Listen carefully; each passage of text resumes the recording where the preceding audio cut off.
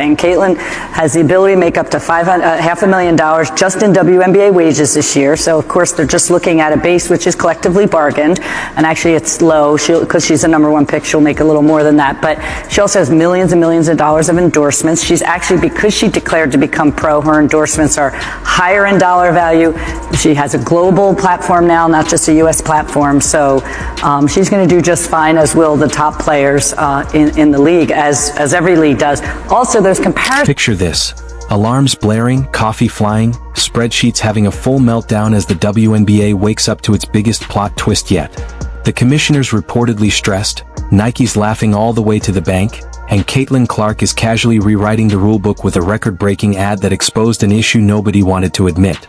This isn't just basketball anymore. It's branding chaos, money madness, and a glow-up nobody saw coming. Stay right here. This is about to get wild. Last February, I sat across from Cathy and asked how she planned to address the officiating issues in our league. Her response was, well, only the losers complain about the refs. I also asked how she planned to fix the fact that players like Caitlin, Angel, and Paige, who are clearly driving massive revenue for the league, are making so little for their first 4 years. Her response was, Caitlin should be grateful she makes $60 million off the court, because without the platform that the WNBA gives her, she wouldn't make anything.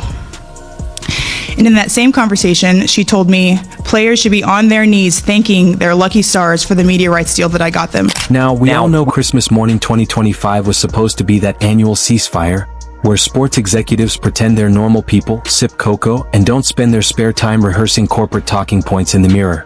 Instead, the WNBA front office walked into the holiday carrying the kind of tension that makes even wrapping paper feel like a hostile workplace memo. These are all things that women supposedly hear from our supposedly patriarchal society. The whole ad is one long feminist trope. But the richest irony, I think, is that Caitlin Clark is in this commercial. Clark has actually been doubted, criticized, mocked, belittled, hated on. That's true in her case. Except men are not the ones doing that. All of the hate towards Caitlin Clark, literally all of it, is coming from other women, most of whom are playing the same sport. Her haters are the other women in her league. The season delivered a dream scenario in public.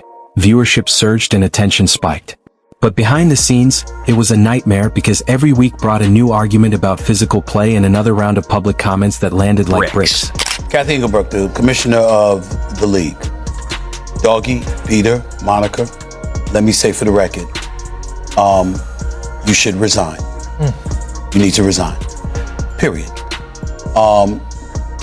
Reason I say that, Doggy, is because when a player, any player, but especially one of that magnitude, attacks you publicly like that, that weak-ass statement. The plan for league leadership was simple, because simple plans are the only ones that survive December.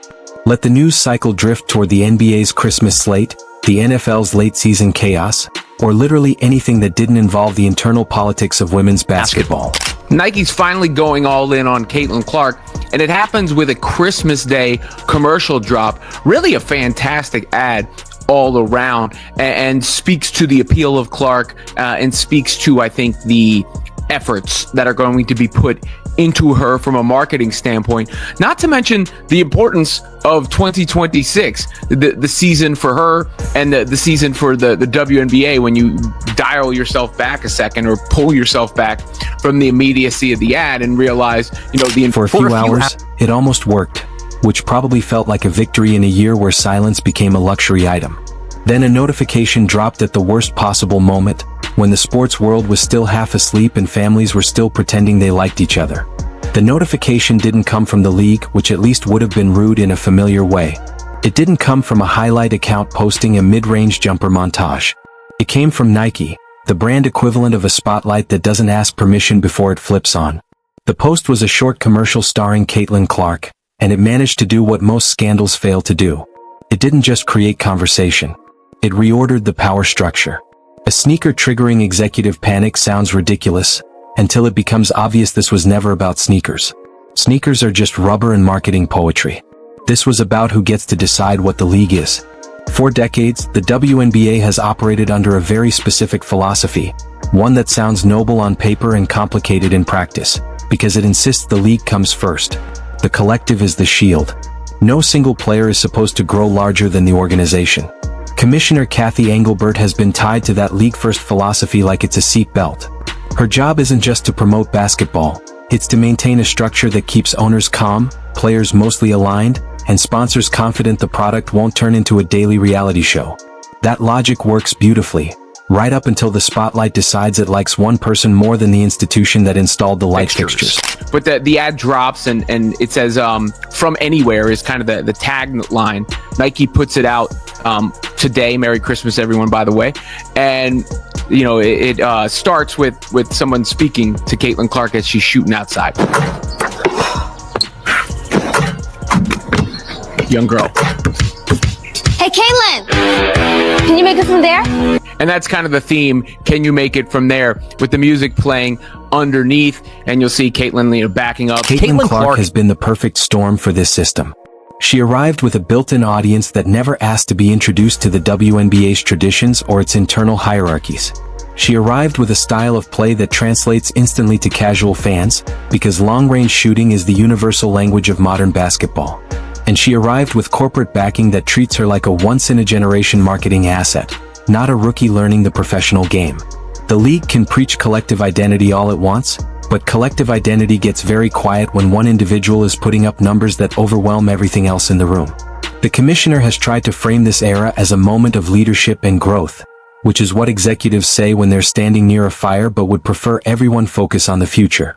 She's also tried to redirect attention toward the ecosystem, because ecosystems are safe words in the sports business. They sound manageable, like something you can control with a spreadsheet and a few conference panels. The problem is that ecosystems don't stay balanced when one creature turns into a meteor. Nike's commercial landed like a meteor because it wasn't shot like a standard sports ad. No fog, no slow-motion sprint, no distant stare paired with a vague line about hard work.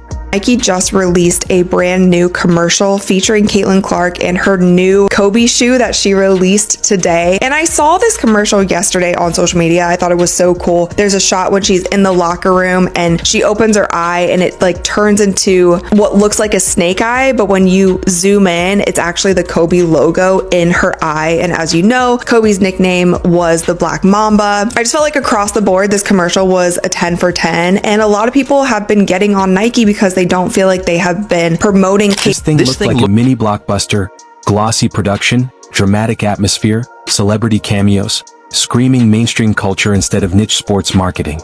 The effect wasn't subtle, because subtlety is not Nike's love language. And the message was clear. Caitlin Clark isn't just a WNBA player who happens to have a shoe deal. She's the event. The league is the venue. That's where the panic starts. A commissioner can handle criticism. She can handle debates about officiating. She can even survive awkward PR moments that require carefully choreographed apologies. What's harder to manage is an external partner effectively announcing that it doesn't need the league's permission, the league's branding, or the league's collective identity to make money off the league's biggest draw. When the ad dropped, it reportedly triggered immediate internal scrambling, because executives don't like surprises unless they come with bonus checks. Phone calls allegedly started flying like it was the trade deadline, which is a deeply festive way to spend Christmas if you hate peace. The issue wasn't that the ad existed. The league has always wanted stars to be visible. And it wasn't that Clark was featured, because the league needs her to be visible. The issue was how it was done, positioning her as something that operates above and beyond the league itself.